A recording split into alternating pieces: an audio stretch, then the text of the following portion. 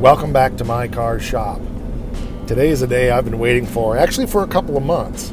I purchased a piece of equipment a couple of months ago, and it was just too wet to be able to go get it from the guy. So road trip, he called me today, said he's home, he's off work, and he has a forklift that he can go get the piece of equipment out of the barn and load it into my truck. So let's hit the road. Watch the show intro. I'll see you in 30 seconds. And I am Mike, and this is My Cars Shop. Working out of a 100-year-old refurbished barn, bringing 35 years of experience to projects considered beyond repair. Vision, creativity, and problem solving are essential tools in this place. Watch as we transform junk into polished metal miracles. This is My Cars Shop.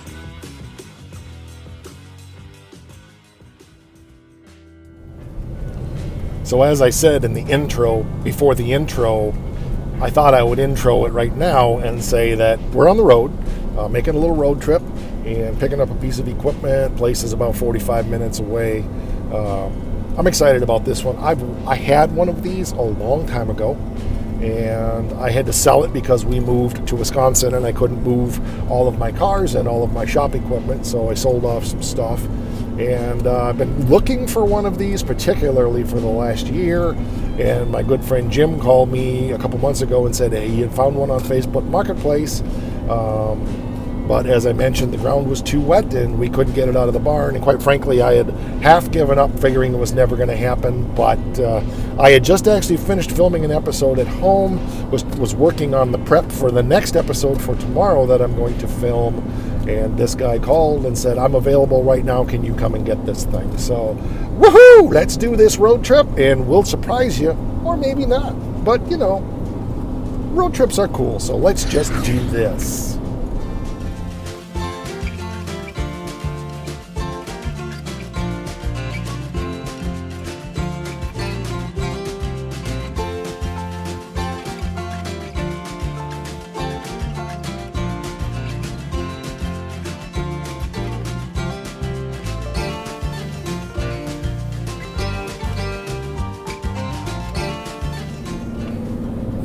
Just going to do a little voiceover here and comment. It's rather ironic to me. I had looked at the map. I just punched in the address on Google Maps, and the guy's just literally straight 30 miles east of me. I thought he was further east and north from what he had said, but literally this road goes within a half a mile of my house, and this road is within a mile of his house. So all of the roads around here are laid out on a grid, 1 mile square, north, south, east, west. So every mile almost is a road. There's some exceptions, and there are some curves, but for the most part, that's the nature of the beast where we live. So there you go. You know, it is what it is.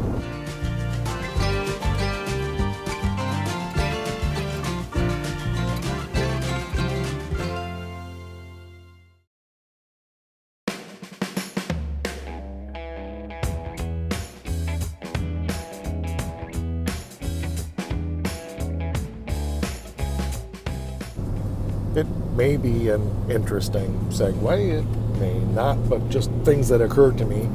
The intersection that was right at the last of the time lapse there, just a little bit to the south, like a couple hundred yards to the south, was where the fellow lived that I bought my 31 Ford from. And I'll spin you around here in just a minute, but right now we are actually in the area where Becky and I lived when we first got married. Our first home that we had purchased is just a little bit to the north here, 1 mile. That was the first shop I ever had, and that was where I actually built the Pro Street Dart GTS, at least the initial stages of it. So, this is really Becky's family farm is here, and a lot of history in this area. I lived just a mile south of here when I was in high school, so it's been a long time since we lived here, but it's kind of an area that I consider home. So yeah, literally due north, right here, is the house that we bought from her dad on the farm one of the farms that he owned. And coming up ahead here in just a minute is the road that you would turn on to get to the place that I lived when I was in high school. So this is the corner. This red building used to be silver. It's a granary. Very sad that when I was already grown up, but a young high school kid died in that building. He got buried in the grain, and a friend or a cousin of a couple of friends of mine. Very sad. But this road right here, south 1 mile, is where I lived and had my road runner and my Dart and my Duster and my truck and motorcycles and snowmobiles, and that's the place where my first love for cars happened. So yeah, we got about another 10-15 miles to go here. I don't want to bore you to death, but I thought I would share a little bit of the history. So another little interesting tidbit of history is coming up here. You can tell it's agricultural land. It looks like we live in the middle of Iowa. It's hard to believe this is Michigan, but very rural agricultural area. But when I was living at the place I just mentioned where my first shop was, this intersection right here, there used to be a gas station party store on the corner. It was actually an old house on the left-hand side of this intersection on the other side of this highway that's coming up. And that's where I would actually drive my car. I had a 73 340 Duster, and I would drive it down here and pull around and actually fill the gas tank up with racing fuel and drive it home. I put gas in cans too, but back in the day, you could actually pump racing fuel right into your car that you drove in off the street. So yeah, just over here to the left, right there is where it was. All gone now, of course, but a piece of history.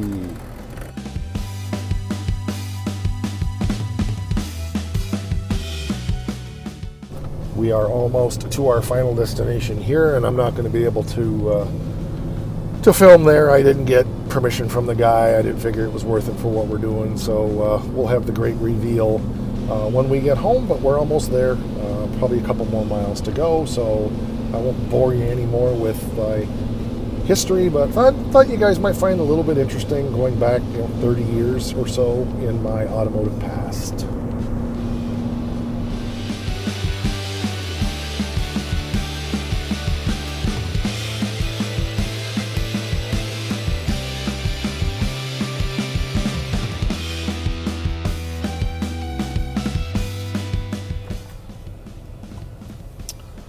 One thing I will say about this part of the country is farmers really like you to smell their derriere.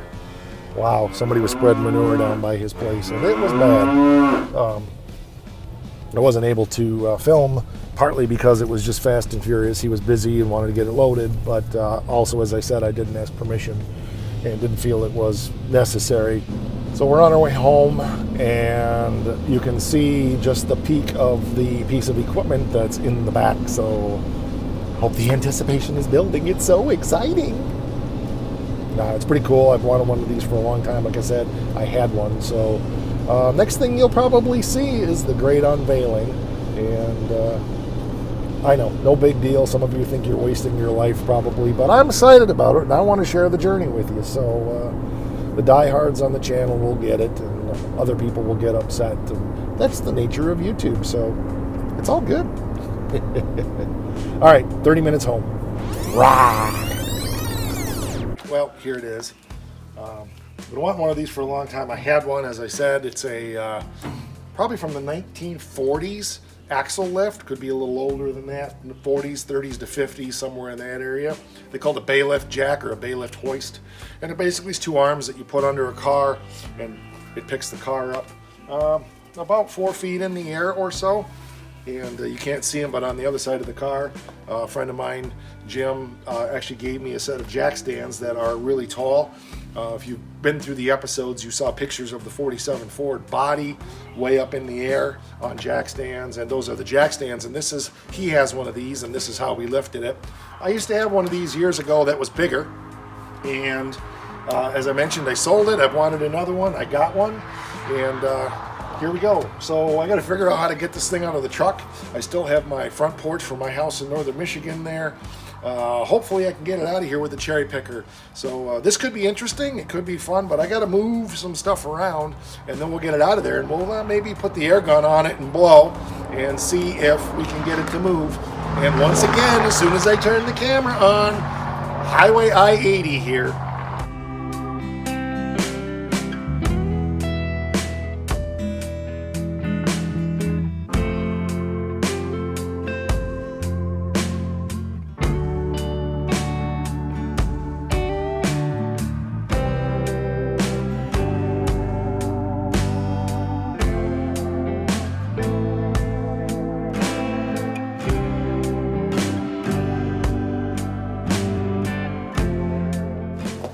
I am definitely going to say, don't do what I just did.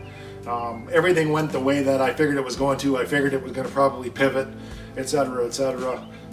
It worked the way I planned, but that was pretty sketchy.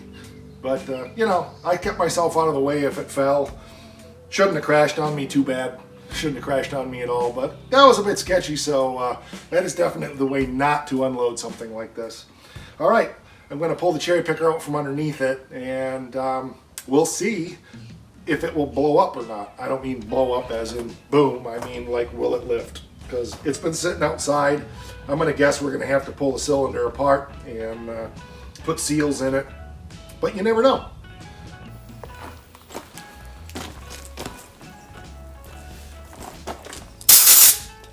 Okay, so she's got a nipple on here that I could clip the shop air onto, but I don't really want to do that because I want to be able to just let it go if it's going to be a problem. I'm not expecting it to work, but well, I'll be good.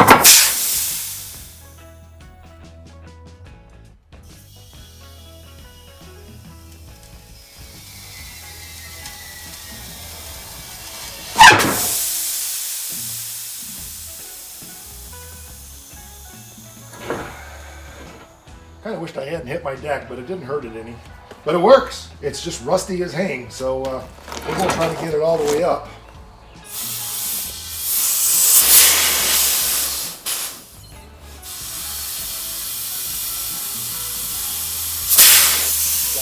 It may be going to be stuck there. How's the? Yeah, the safety catch is broke or stuck.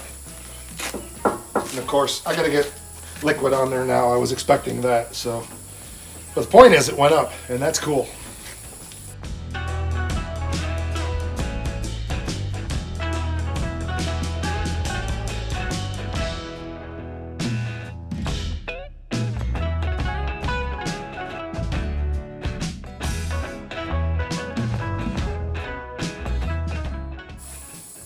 Yeah, the safety catch is not working. We'll have to loosen that up. I don't know if I'm going to be able to get this to go back down with my weight or not.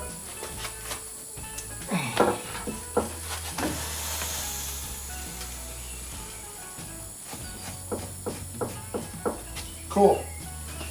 Let's push it up again.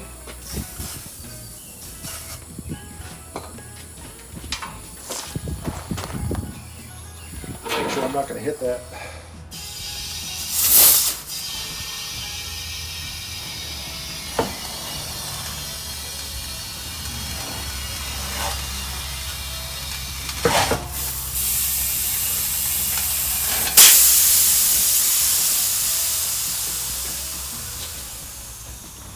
Really dry.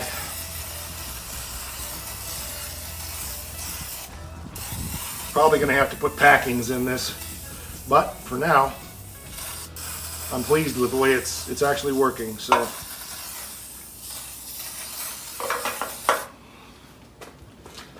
yep, the safety catch is definitely stuck. I can see that.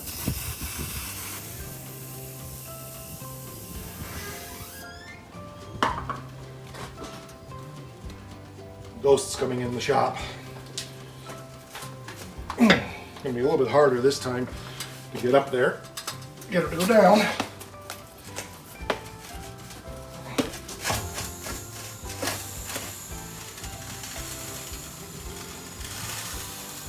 I'm feeling really let down by my jack.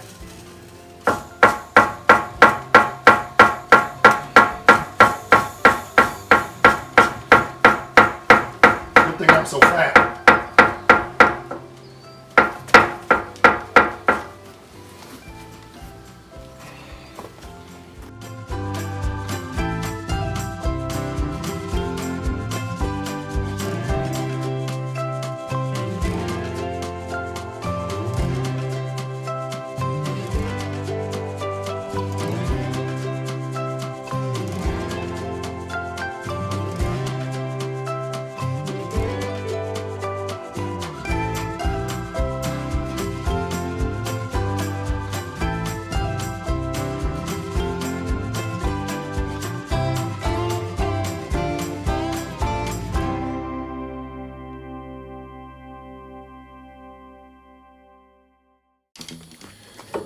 I may go ahead and pull the cylinder apart and see what things look like inside anyway, just as a matter of safety.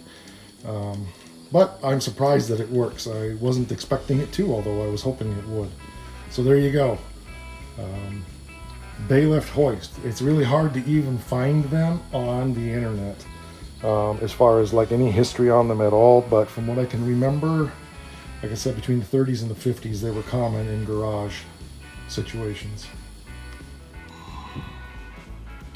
There's the sticker, there's no date on it, but there's a serial number. This one's made by Homestead Hoist. Guarantee if that was made in the last 20 years, it wouldn't be functioning.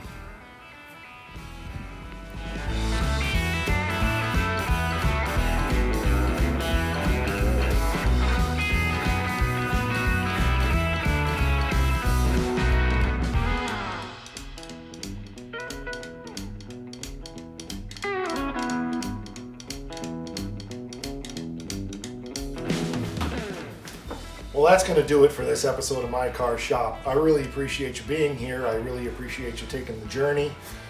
Drop questions, anything you want to know about this antique vintage Baylift jack that we've got here. Gonna need some work. The main thing is getting the safety catch fixed. I'm sure in time I'm going to need to put some seals in it. But actually I lubed it up with some oil. I kept working with it, and I've got it not only going all the way up, but it's going all the way down. And I'm going to let it soak for a while now, and then maybe play with it again tomorrow and see what it does. But hopefully it has enough oomph to pick up a car. But it's very fixable now, so hopefully there's no big rust pits or anything inside that cylinder. But I'm sure that my friend Chris would know what to do to get the inside of that thing cleaned up and so forth. So not a problem at all. He works with industrial hydraulics and industrial pneumatics all the time, so good to go. As a matter of fact, he's my friend that fixed the plasma cutter, so he's good at fixing everything. Well, I really appreciate you being here. Thanks for watching this episode. If you haven't subscribed to the channel, please do. We are on Instagram and Facebook, /MyCarShop. Special shout out to Super Clean for all the support on the channel. As a matter of fact, we're probably going to hit this with some Super Clean. Maybe we'll do a Super Clean episode on this hoist and see what we get. But in the meantime, don't forget one more thing. Rock on.